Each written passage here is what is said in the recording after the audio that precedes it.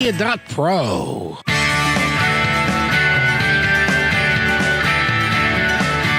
Welcome back to Positive Talk Radio. Our goal is simple: to explore evolving ideas one conversation at a time. So come on over into our world. I know you'll like it, because on today's show,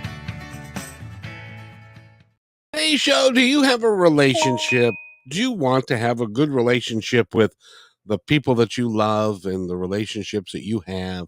We have a gentleman today who's been quite literally all around the world, and he's going to be talking to us today about relationships and how he helps people improve their relationships with each other. But first, I got to talk to Nathan. How are you?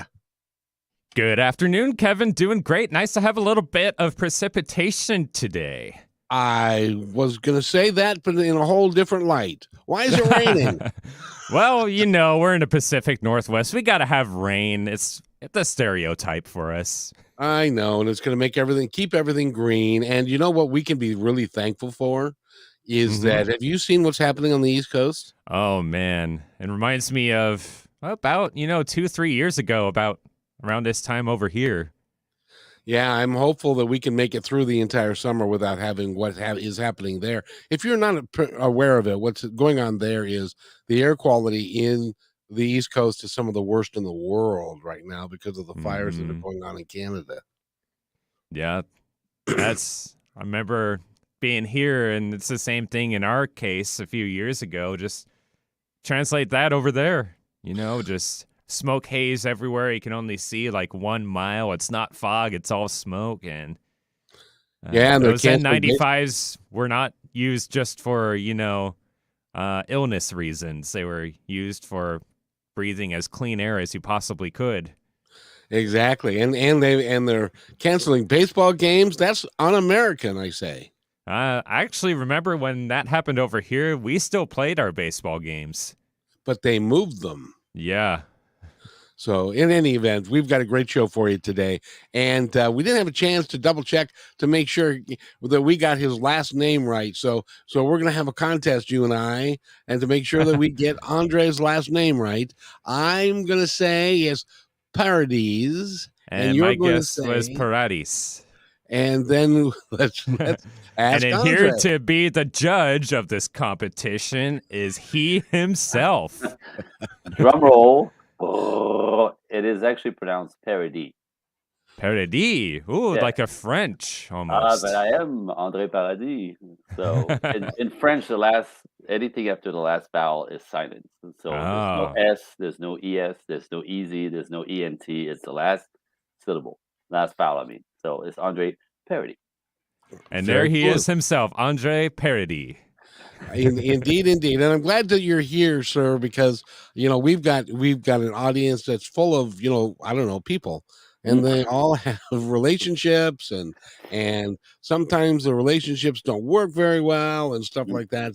But first, before we go there, I'm going to talk to you about your bio a little bit, because you spent a great deal of time being a dancer. And you danced with, let's see, Paula Abdul, and you did music videos with Michael Jackson and Prince. What were those experiences like for you? Oh wow! Like, how do you explain? It was the cherry on the sundae of my career. It was working my way from Quebec City, Canada, in a snowbank, and working my way across the United States to Los Angeles. And to live my dream, to be a professional, that's all I want to do is dance. It was something that made me happy. I was a sad kid, so I started dancing when I was a teen, and it saved my life. So I took that, just sticking to what kept saving my life, kept wanting to keep me alive, literally. And stubbornly, that's all I wanted to do, and I was good at it. I had a knack and a talent for it, and it took me all the way to the top. And it's pretty satisfying. I want to tell you, it's pretty satisfying from a snowbank in Quebec City.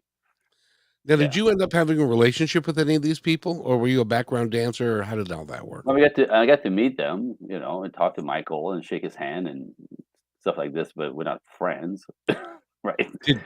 Did he have a glove on when you shook his hand? No glove, no makeup, nothing. Oh, wow. So Yeah, you got to see the real guy. yeah, yeah. Very handsome in person and different than staged look. Very, very different.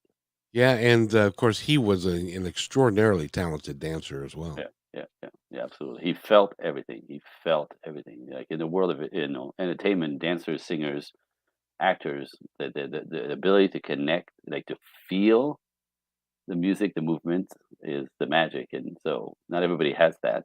Even people who dance don't necessarily have that. He had it. He definitely had it. Oh, that's cool. So and then you've also traveled the world, Mhm, and but there came a point in time for you that you decided, and I think you describe it kind of as phase three of your career, which mhm. was well, phase two was you opened an auto body shop, which Right. I got to tell you, that's a difference there. You know, you were a dancer and you were on stage and you even did some stripping and you did a bunch of stuff, and then Yep. you opened an auto body. How Uh-huh. did that happen?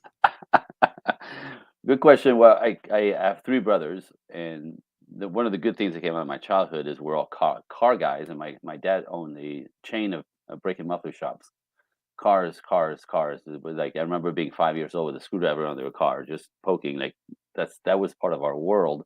We used to go to every year in September when the new car would come out, in the car dealerships. We would around all the boys. My dad and the four boys would go around all the car dealership to check out the new models, the new designs, the new engines, the new. It was just cars. So I'm a car freak. I'm a car collector. I'm a car maniac, and so that was always something I did. In Los Angeles, the old cars are everywhere still, less now than back then, and so it was a no-brainer for me.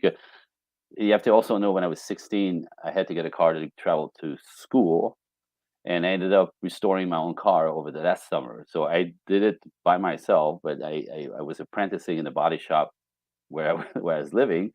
The man taught me everything and then fixed my own car, and so I had that in me already. So it was a very not a big stretch for me to just go, if I want to be grounded, because I was married and we started having a family, I didn't want to travel the world anymore. So the body shop was a way to keep me in Los Angeles on the ground, to be present for my family, fixing cars, restoring cars.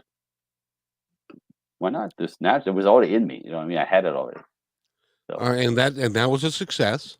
oh, it was crazy success so quickly. I barely got to miss, dancing like I used to. Like it was shoo, lightning.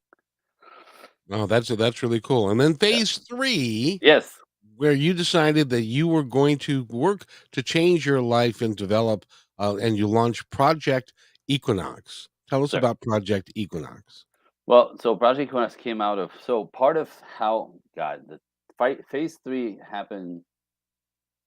I was always a curious person. My brain wants to know everything. I'm just like this. I want to know everything. If you know something in depth, I want to know what you know. Like I look like a musician, but I'm a researcher, a geek. I love I love data, and I want to know everything. I'm curious about everything, the human condition first, and I research and study all that. That was part of my training. But I've been in personal development since I was 23 years old.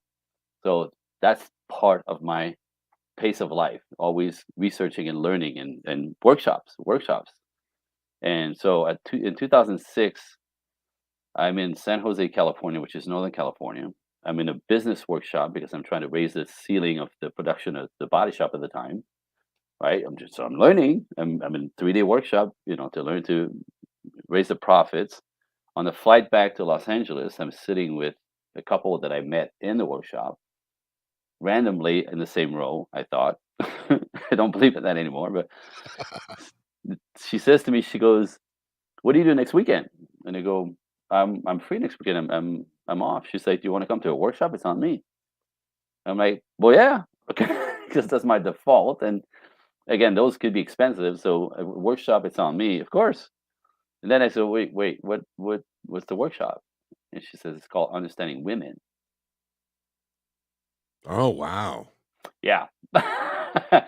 And my first thought was, "Oh God, really?" Like I would spend, the weekend in a workshop understanding women. Again, without arrogance here, I had an ease with relationships and women. I had an ease. And I thought it was me, by the way. I couldn't have explained it to you then, but I thought I had something because I always attracted sweet women like my wife. I've always attracted sweet women. So I didn't do the madness that my friend did, the crazy, like I didn't do that. So I thought I knew something, though I couldn't explain it. So understanding women, I remember thinking, well, what are you going to teach me? Like, I got this. Seriously, You not can teach them. well. At the time, like there's something I that's working for me. Like I don't need help here, right? So anyway, so I went because I said I would, thinking it was going to be cute. And when I walked into the workshop, it's a huge room in one of the hotels by the airport.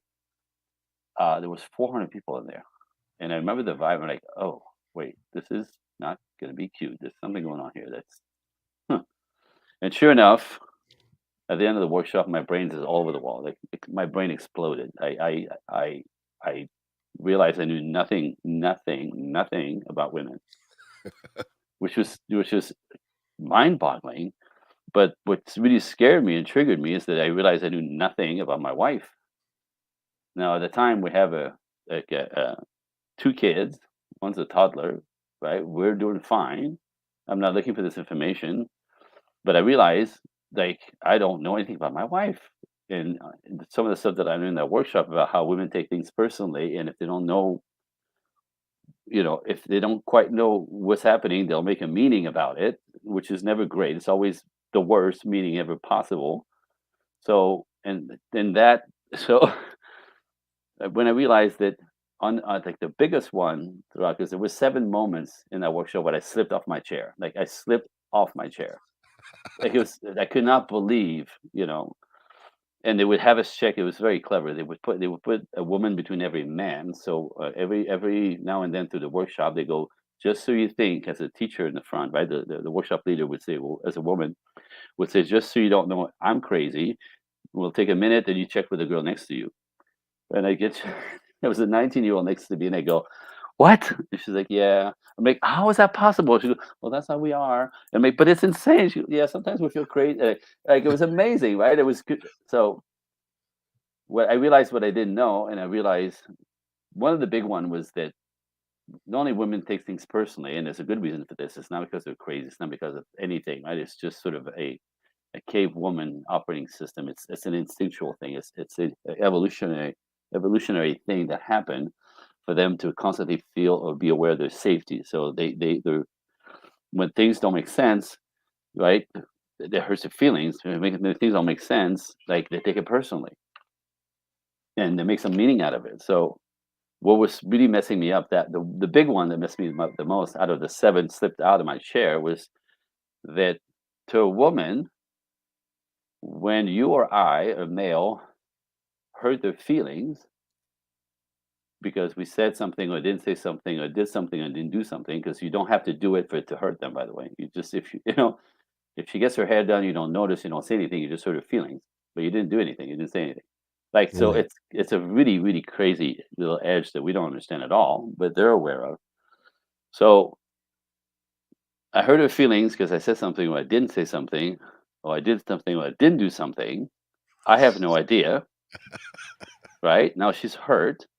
And it's funny because to her, it's so obvious what I should have said or done, or shouldn't have said or done. The other women in the room understand exactly how she feels. They agree with her. It's so obvious what kind of an idiot I am in this moment that I'm completely blind to.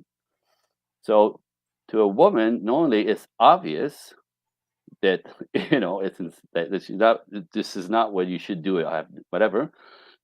So it's so obvious that they assume that we actually know that we're doing it because it's so obvious to them. Oh, that is so wrong. Right? There's not many, so that's what happens to them. It's not like now again, I have no idea what's happening.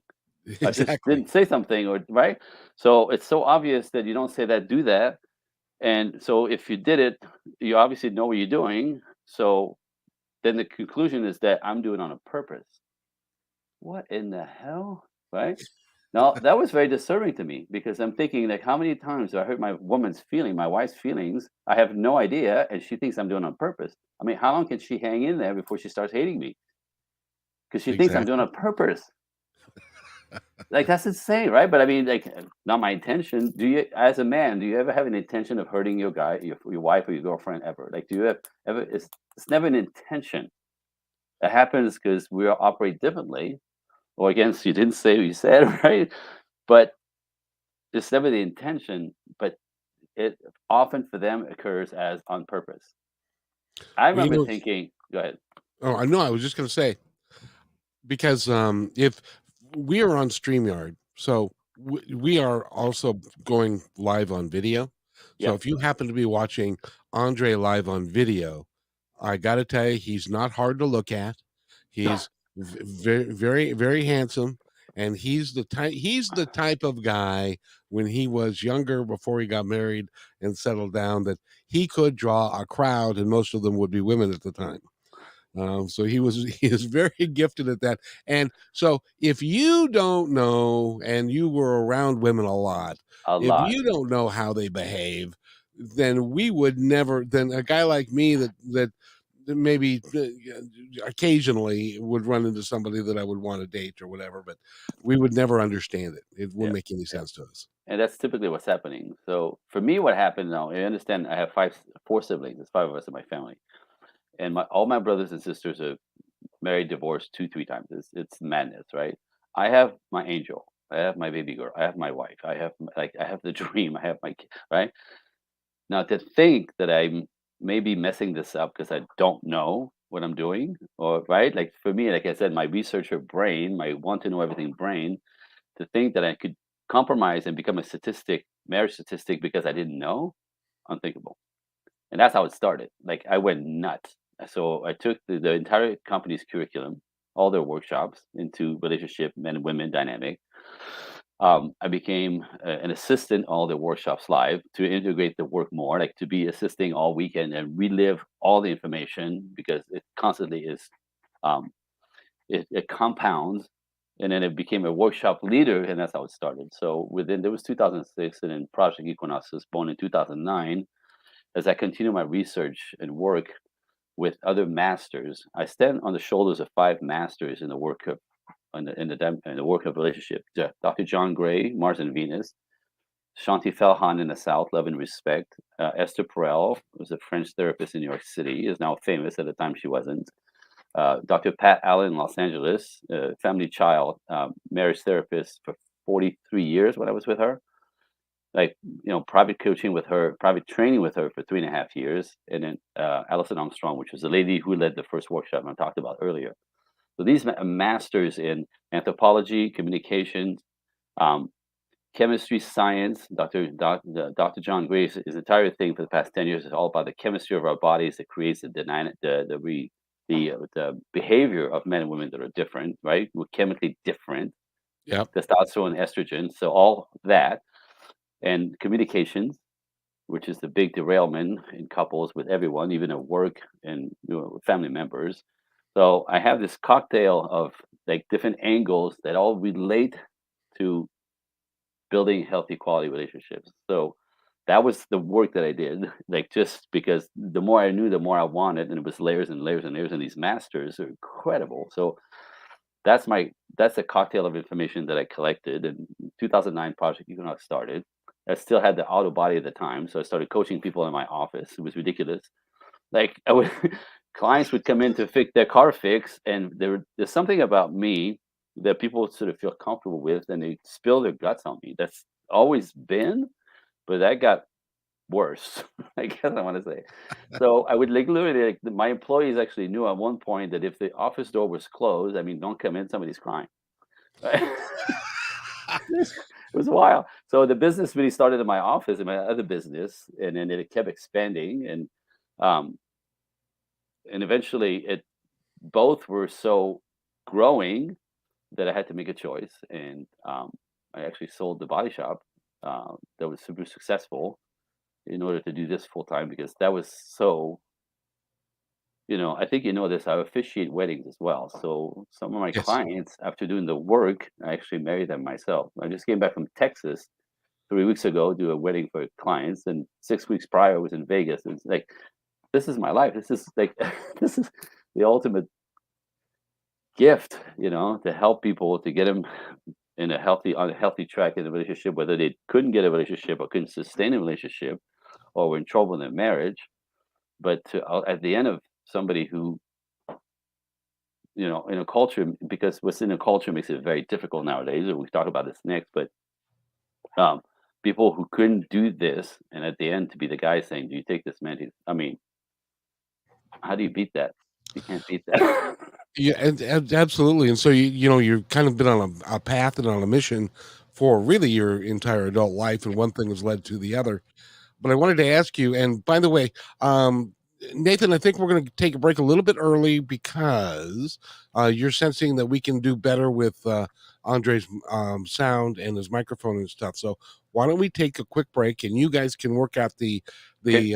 equipment stuff, and then we'll be right back because I want to ask you after that first seminar when you went home to your wife, and Yep. I'm sure that you said, "Now this is what I heard, and this is what they said." Is any of this true? I want your answer when we come back. You're listening to Positive Talk Radio right here on KKNW. Hey, PTR loyal listener. First, thanks for being in my dream. And second, I have a new concept in business to share with you. It's called socialpreneurship. So, what's that? Well, it's the idea that any company designates all profits beyond expenses to be awarded to a local or international charity or project which is working to achieve good in the world. KM Media is such a company. We believe that it's important for us to give back whenever possible and to make great things happen. So I hope you'll join us in creating this new business model that will positively impact all of us. In the next few weeks, we will lay out the plan and begin our fundraising efforts. So stay tuned for more details right here on Positive Talk Radio.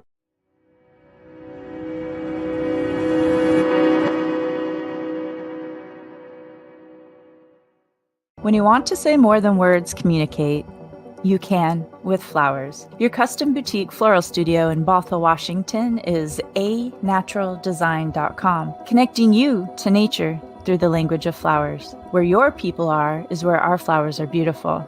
Your success is our goal. anaturaldesign.com at your fingertips today. Hey, thanks for listening to Positive Talk Radio. Did you know that we're also a media production company? Well, surprise, we are. We can create all kinds of audio, video products to fill any need. Please visit kmmedia.pro/our-store for a complete list of products and services. In addition, do you need a great voice to add to your own website or any other project? I know that we can add depth and quality to your work. I've been told more times than I can count by many professionals in the business that my voice adds to the quality of the presentation. So, let me create something for you. Please contact me at kevin@kmmedia.pro and let's create something great.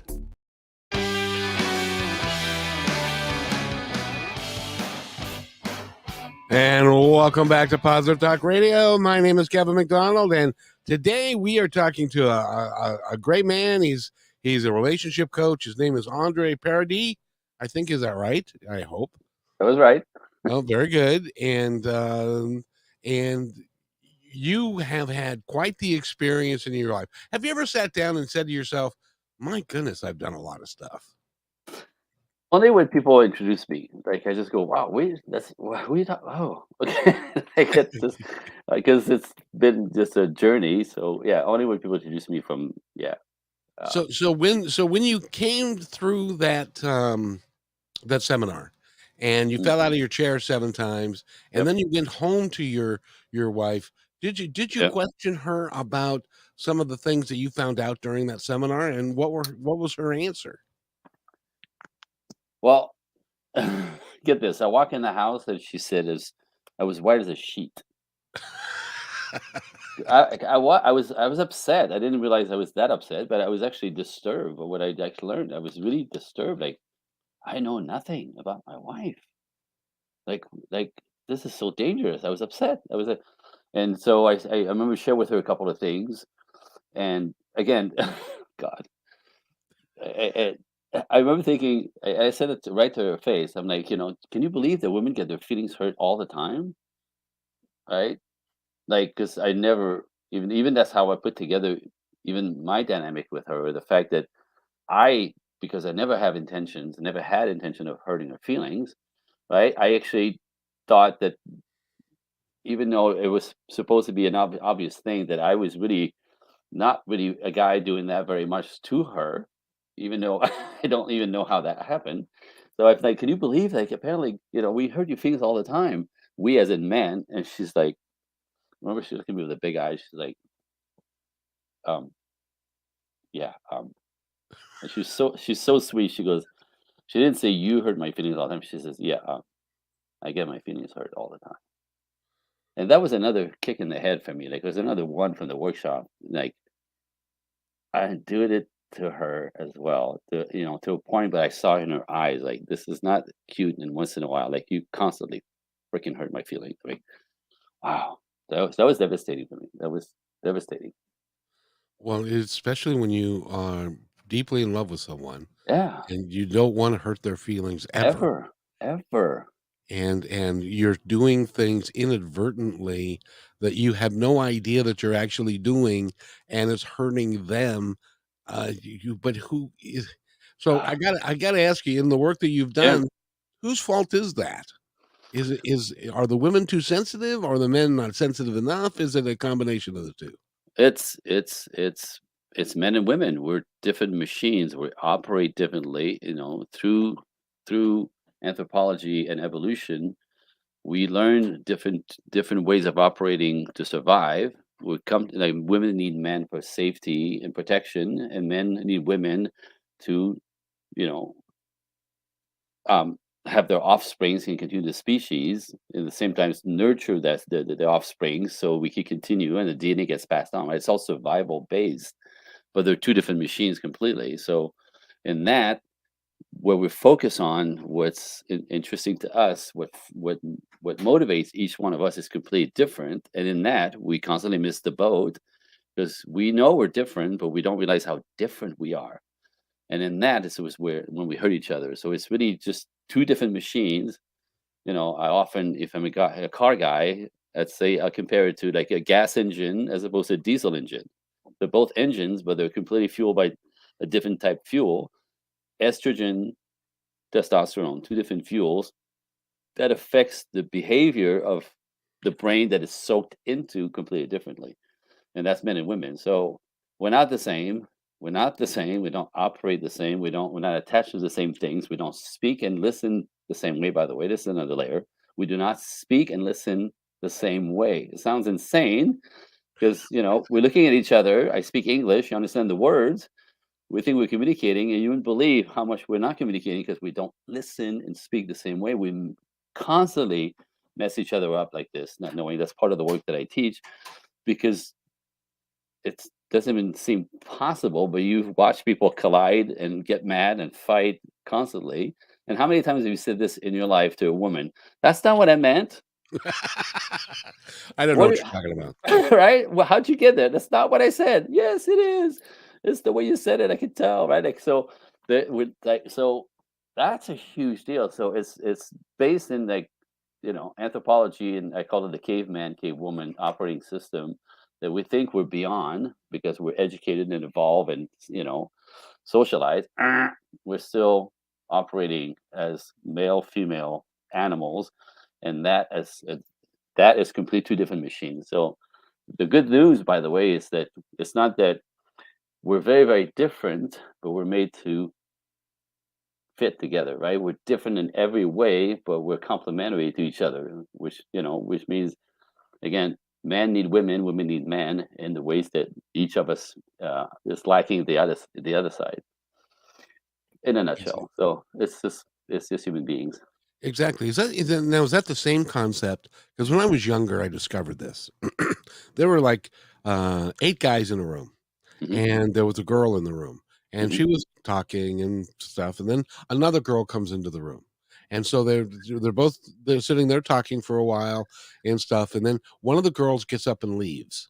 And Hmm. the other girl says, "Did you hear what she said and what she did?" And none of the guys were caught on to any of it. We were totally oblivious that there was even a problem between the 2 of them. Is Yep. that kind of the same concept? Well, it's a little bit. If I get what you're saying, they're women, it's funny because we talk about the men are competitive, right? Men are competitive by nature. Like you and I are gonna figure out who's, is the biggest dog, if we get in the same space competing for something similar, right? In an office, in a business, we're competitive, sure. Even in life, we kind of check each other out, but Oh yeah. we tend to as soon as we finish checking each other out to see if you're a good guy, bad guy, a douchebag, or against me, or a problem, a danger to me. If you're not, we tend to team up really quickly and naturally. So men compete, but they compete often in teams easily. Yeah. Women compete against each other. Now Well, and that's a cave woman response, right? Because a woman safety in the world, and let's say a woman has a boyfriend or husband, right? That he's her safety in the world, right? He's a provider, protect, cherish her, right? Take care of her, right? That kind of stuff. But if another woman can turn his head, her life, is at stake. So women are very eerie of other women, especially if she's taller, blonder, thinner, prettier, what more of anything that she doesn't have. The antennas are up and the nervous system is hyper vigilant, and they go up to each other and go, "Oh my god, I love your shoes," but we don't want to say, "I hope you drop dead right now," because all the guys thinks you attract more attractive to me, right? Depending on your level of confidence. So that's what that is typically. and the competition between women because they're after I used to call it like it's like a horse race. They're after the biggest, strongest, fastest horse to get them to where they want to go, and to form a relationship with, because that person will be more secure to them. But Yep. sometimes that person ends up, because either they're more attractive, they've got a great sense of humor, they also draw other women who are after the same thing, and that creates a competition, doesn't it? There you go. You got it exactly. Everybody wants the winner because the winner makes them feel safe. And ultimately, what women are looking for, the ultimate gift that a man brings to a woman, is a feeling of safety, where he will take care. Like the biggest compliment and safety for women is when a man saying, "Will you marry me?" He promises in front of his family and friends that he'll take care of you forever. That's what he's saying, right? So it's the ultimate compliment to the feminine. Ah, I'll be safe from here on, right? It's a big announcement. That's why it's so important for women. Um, but yeah, the alpha dog, the man who's capable, is attractive to a lot of women. So these women, if they want that, which is what everybody typically is attracted to, because there's a energy to that's very appealing and drives to safety. Um, yeah, of course they're gonna fight for it because, and this is like explains what's out there. It's very, very primal. It's very, very, very primal. It's not a thought process. And it's actually in their DNA. Absolutely, it's instinctual. Oh, that's how, So how what do you that means, yeah, go right? ahead. So what that means is no amount of therapy will fix that. It's instinctual in the But body. does knowledge allow you to understand how you behave, and then you cannot go down that road? Absolutely, absolutely. So this is what comes with awareness, right? With being spirited. So a very interesting thing. I'll say this, and it's not really tricky, but it's interesting that us as human beings seem to have two different sides of ourselves, and I call it the human animal and the human spirit. The human animal is the animal in us, the caveman, cavewoman inside of us that's always looking for survival, right? The feminine looks for stronger and bigger to protect her. The masculine is trying to continue the species and need the nurturing part of that to take care of their offspring. So human animal is all about survival. Get some water, get some food, get some shelter on a daily basis, right? So we still are driven by that a lot. Like the reason why you jump out of your skin when you think you're alone in the house and you run into somebody in the hallway is because that's your instinct from eons ago, like coming upon a bear in the forest. Like it's that your whole nervous system jumps. That's in our bodies to this day. So the human animal inside of us, is triggered by uh, fear and survival, which means like if you have money, if you have relationship, if you have a good career and you're healthy, the big fours, right? If you lose one of the four, you get thrown to human animal. Lose your job, you go crazy, and then life is insecure, and you go into fear and have to be fixed. Like, so nothing much good comes out of people in their human animal, is what I'm saying. The other side is human spirit, which is the side of us that wants to improve the planet, wants to improve society, wants to be happy, right? This is a human spirit side of our beings. So we end up going back and forth between human animal spirit. So when you're competitive, let's say a woman gets competitive with another woman, she's in human animal, competing for the man or safety or to make sure that her man doesn't get taken away. She's in literally animal mode, instinct to protect, right? But through human spirit, she could go, look at listen. She's not after my man. And he, she is blonder, but he doesn't really like blondes and literally have with awareness to understand and catch the reflex of instinct. So absolutely, you could manage it, but you have to be quite awake and aware, and also what's the other word? It's not spiritual. There's a heightened awareness. It's a heightened way of operating. When your human animal needs are being met, human spirit is possible. You know what I mean? Exactly. And I wanted to ask you. Now we know that women are nervous of other women because of their after. They might be after their guy, but is the reverse also true? That men go after the prettiest, the strongest, the one that instinctually, so Yeah. that the women that we use. Sorry, I didn't mean that. I So got that it. the emails can go to Nathan. So, but That's we funny. we have we give relationships because we want the strongest to bear our children, and is that also on a deeper DNA level? That's instinctual completely. So women are attracted to power and strength in men, right? Resources, that's all power. Again, to survive, that's all it is. A man who's capable to take care of her and her offspring is attractive. Again, power, power, resources, and whatever resources could be money or food, right? Back in the days, it was the guy that was the best hunter, right? With the biggest TP, that was attractive, right? Today's it's a car or a big whatever. So that's instinctual. What men instinctively look for in women is youth and fertility. Ah, Period. Not strength, right? There's a strength of women to raise children and do all that, but that's not what men are looking for: fertility and beauty and youth. now is that why? Is it the insecurity in men that we will um, get married to somebody that we love, and we're married for 20 years, 25 years, and then at one point in time, we catch the eye of another one who might be 10 or 15 years younger, or quote unquote a new model, Mhm. and is that the motive behind that? That's the human animal again, right? So when men say stuff like, "Well, it's too much to ask for monogamy from a male because we're not built that way. Our nature is not to be monogamous; it's to be polyamorous and spread our seeds." Well, that's an animal. So yeah, you could do that if you want to live like an animal. Human spirit actually have men, create bonds with women, raise their children, stay faithful, and of course the instinct will go, "Wow, look at her." Right? She's younger, she's hotter, she turns me on, but human spirit will keep you in your lane because you're a committed man raising a family, right? If you choose, now some men choose to again let the instinct of their human animal run away.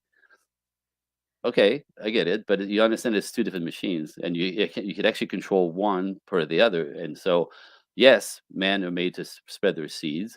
It doesn't mean that you should and completely act like an animal and then destroy your relationships in the world around you. Because if you destroy your relationship, you destroy your kids. Oh, Marriage is throwing kids in front of a bus, the moving bus, right? So, are you really that guy? You really like this? That's worth it. So, I mean, I'm just saying. So again, this which side do you let win is really what it comes down to. But and so instinct is strong and powerful. You can't deny that.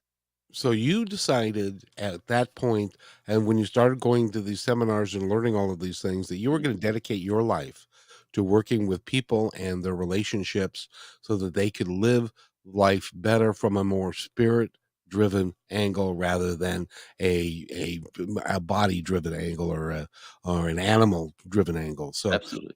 and you've been doing that for 25 years now. Well, 2009 officially, so it's not quite. It's 15 years, right? Well, But that's close enough. So, so if somebody wants to contact you, if they really feel the need to talk to you, how do they do mm. that? Can I so well, I'll tell you in a different way if you don't mind, because I actually have I have a gift for you listeners. Oh, by Is that all cool? Is means. that cool? So I do a lot of podcasting because that's the way of, my God mission is to put a dent in the cultural belief of what's not working. Because what's happening out there, what we are selling as a cultural tidal wave, I call it, is not helping relationship. It's making it more difficult, if not impossible. So there's a lot of upside downness out there. I don't need to go into it. You see it everywhere. That's not working, but people are confused. They don't know how to do this. So people who listen to podcasts, like I said, I do podcasts to spread the mission, spread the word. My mission in life is to change the cultural pace as a God calling. It's not for my business as much as that's the mission. So I noticed that on podcasts or shows, there's two types of listeners typically. There are people who listen because they want more information, right? And or there are people who listen who are looking for ways to take action. Make sense? Yeah. So if anybody's curious about what I do, or if something resonated, they want to know more about what I do and or how I could help. If you go to my email, which is Andre Coaching, the number one at gmail.com. That's my actual personal email, Andre Coaching one at gmail.com. If in the subject box you write the word irresistible, for the people who want more information, I have a book, a 30-page book that I sell on my website that I'll just as a gift to your listeners. It's called The Five Feminine Qualities High Value Men Find Absolutely Irresistible. It's a workbook, it's got notes, right? It's really good, 30 pages. That's a gift. That's for people who want more information. If people want some ways to take action or step in or really same thing, Andre Coaching One at Gmail. In the topic in the subject box, just write "talk now," and then what I'll do is I'll send them a link for a private one-on-one call where we'll dig into what's not working in their lives, where they find themselves stuck. Because that's usually when you ask for help, because you can't find your way seemingly, or the pattern of the same type person, or you keep attracting the same guy, the same type of guy, the same loser, right? Or same with woman, right? Like same woman type. Like if relationship is not working out and you watch there's a loop, you're stuck. So that's in that call, that's what we investigate and find out the source of that. I'm really good at this. In 20 minutes we get there. It's cool. So that call alone could liberate you from what's wrong with me. And then we'll talk about, so if there's nothing wrong with you, you're just a product of your past and belief system that you built as a child, then it's fixable, which is the work. And then this is how I could help. And then I basically introduce them whatever ABCs they might want to get into for stepping into the work. So those are for the action people. It takes a little courage, apparently, to get on a call. Like it could be a nerve wracking, but I'm just this guy, right? This is who I am. It's like there's nothing stressful about it. But like I said, for some people, just that call, whether we work together or not, is um, life changing. Understanding what's wrong with them, and there's nothing wrong with them. They're just So just to be clear, because somebody was sir. fumbling for a pen and a paper, Yes, when they wanted to write that down. So yes, Andre Coaching one at gmail.com, sir. and to put into the line Irresistible or talk now. irresistible or talk now. You got that, guys? Irresistible or talk now. And if you didn't get that, or you want to refer this episode to a friend, I highly recommend that you do that. You can do Mm, that by going to either Positive Talk Radio on YouTube, and you can see Andre in all his glory. mm, Or you can go to positivetalkradio.net and view the podcast, and you can get in touch with him that way. But it's Andre Coaching one at gmail.com yeah. is how you get in touch with him, because we don't know. we don't know what we don't know until we know it, and we have no earthly idea how. I because I've gone home before, and my wife would be angry with me, and I had no earthly idea why. But then I'd say, "Why are you angry with me?" "Oh, never mind." If you don't know, I'm not gonna tell you. Heard that a couple of times? Oh, geez. If I had a dollar for Well, every. because it's so obvious to her, and Yeah. that's anyway, part of the disconnect and the hurt feelings. And that Oh, makes yeah. it really so thank you for that, by the way, Well, that you're gonna give our listeners a gift like that. That's you are genuinely, I mean, you've been in Hollywood, and you've done videos, and you've been on stage, and you had a successful business. This is really your heart's calling, isn't it? absolutely. I spent my entire life getting here. As we all do.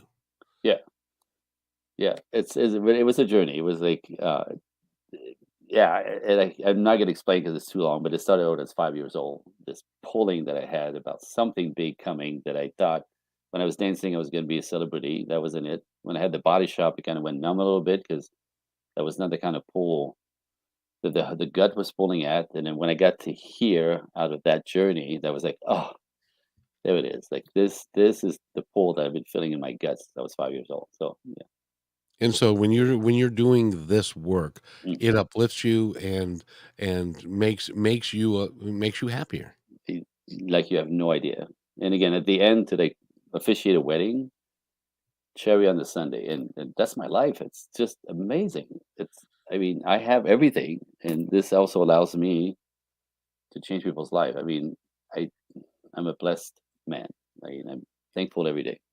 And just in case somebody wasn't listening, that you have done weddings, and you actually flew to Texas to do a wedding, and flew to Vegas to do another wedding, Hmm. and of people that you had helped them conquer their issues and become a desire to get married and to become Yep, one.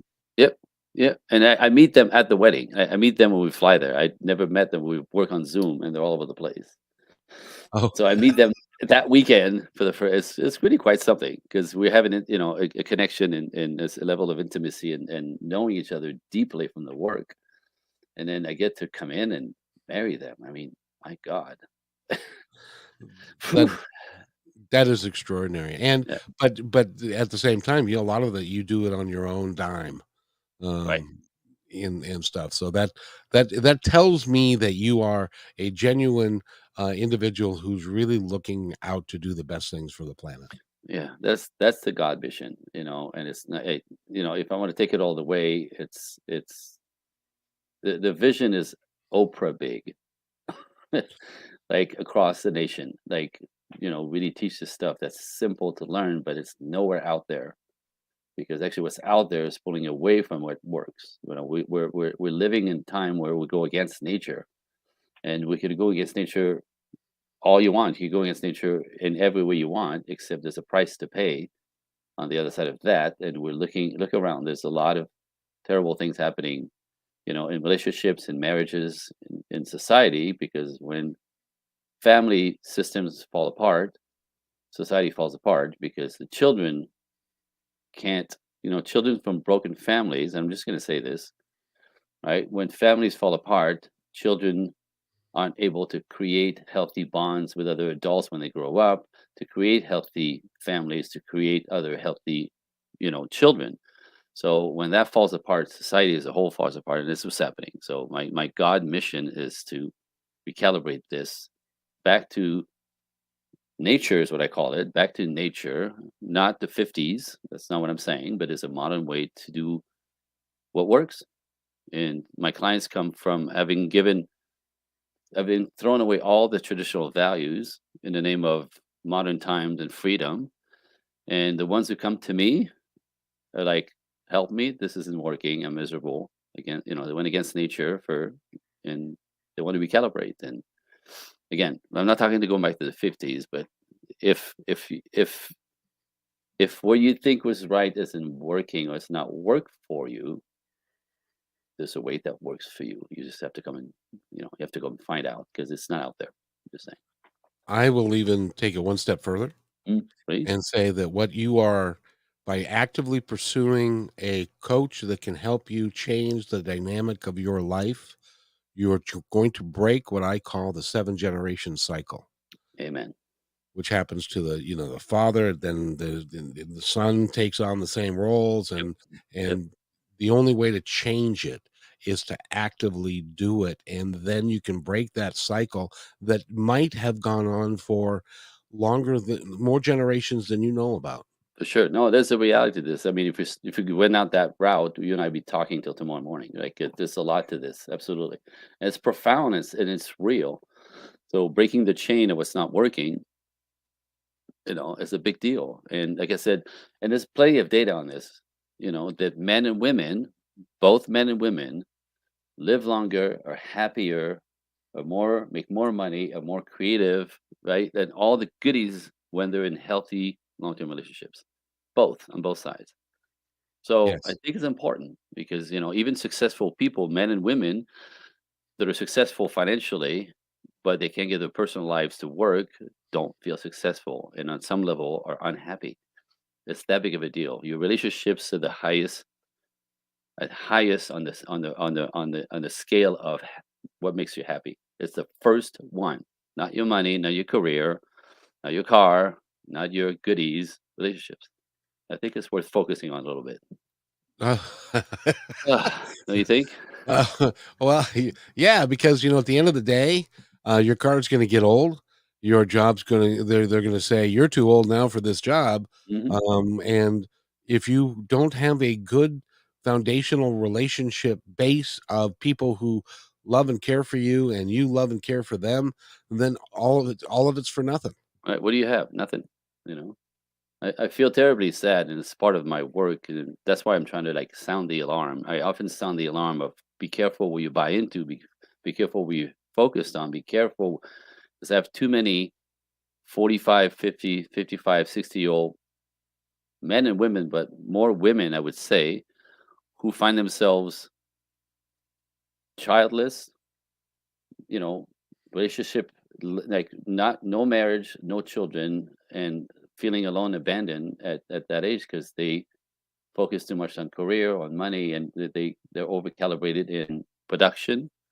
They literally just thought it was going to happen later. It doesn't happen later very well. Right? Again, it goes against nature because men like youth, fertility, and men who are powerful want families. So if you wait too long, right, then m- you kind of disappear from the radar of men who want traditional values. So, like, I just want to sound the alarm. Like, just forget your mother, forget your schooling, forget your girlfriend who say, you don't need no man. In the end, go find out women who took this all the way, or men that took this all the way, and what they regret. Because I think why why risk making a terrible mistake? Go ask the people who have been there, and they probably have some interesting thing to say about it. You know, Oh, I couldn't agree more. By the way, we have been talking with Andre Paradis, and if you go to his website, which is projectequinox.net, you can find out all about him. yep. Go to his email again, and you can get a free gift. It's a 30-page booklet that it's a workbook that can help guide you through so that you can understand a little bit better about yourself. And go to andrecoaching1@gmail.com. And in the comments section or up above, put what again? If you want it, the book is Irresistible Book. If you want um, to speak to me directly, take action, maybe uh, write "Speak Now." I could talk to you for hours. I was It happens a lot. Yeah, I do a 30-minute podcast, and 60 minutes later, because the conversation kind of opens channels, and so it's pretty normal. I it, I always want to say, sorry, just before that, I'm also, I'm on TikTok, YouTube and Instagram all over the place. So it's under Project Equinox or my name. So, and if you Google my name, there's an avalanche of podcasts that you can listen to. I had a client just now who signed just before this call, like literally, I had to get off of her to get on your show, and she talked to me a couple weeks ago about possibly working with me, and she's like, "I've been watching you on podcasts since then, and I've been waiting for you to say the wrong thing for me to go, ha, right? Ha, that's it. There he is. That's what I knew it. And she's like, it didn't happen. So I'm in. So yeah, you can find me everywhere, is what I'm saying. That's really cool. And by the way, will you come back and talk to us again? I'd love to come back talk to you again. There's a lot of layers here. I mean, there's probably like 600 topics and variations of that dance of, I call it the dance of relationships. If you look behind me, right? Look, it's my wife and I ballroom dancing. This is my entire life, and that dynamic, the metaphors for this are exactly the same metaphor that apply in relationships. You know, if you could learn to dance in relationships, like or in the dance floor, like that, what it takes to come together, the metaphors are fantastic. So it's a fun way for me to, explain and teach this stuff. And I want to thank you again, Andre, for being here. Andre Paradis, and go to his website. And I want to thank everybody for being here. It's been a great show. We're going to be back at 3:00. We're going to have a musical show at 3 on Kixie. And be kind to one another because each other is all we've got. Thank you, Andre. Thank you.